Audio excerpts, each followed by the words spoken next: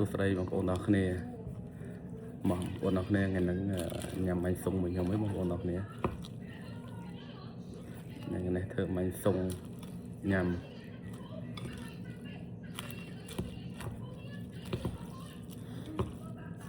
ស្រុកនេះมันអាចដើរទិញញ៉ាំនៅតាមផ្សារដូចនៅខ្មែរយើងបានទេបងប្អូនអើយយើងចង់ញ៉ាំធ្វើខ្លួនឯងមកបងប្អូនអរគ្នាញ៉ាំ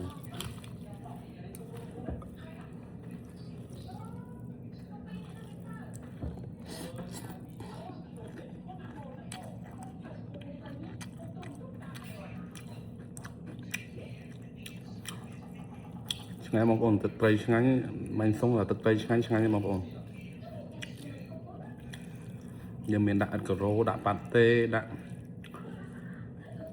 បកាដាក់ទៅជ្រូក3ជាន់អញ្ចឹងណា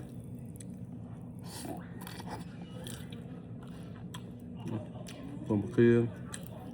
อันนี้อัดกับเราหมายยังหาสยอ